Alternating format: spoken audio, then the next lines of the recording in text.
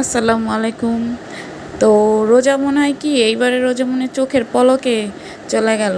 যাই হোক, কার কেমন রোজা কাটছে, যার যেমনই কাটছে আলহামদুলিল্লাহ ভালোই কাটছে আমার মনে হয়। তো লাস্ট ইফতার, তাই ভিডিও করলাম টুকটাক।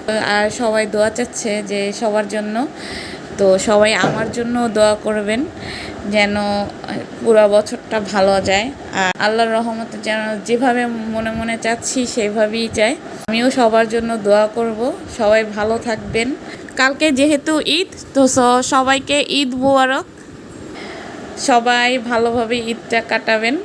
আর সব ভুল ত্রুটি সবার মাফ করে দিয়ে সবার সাথে কথা বলবেন এই ঈদে।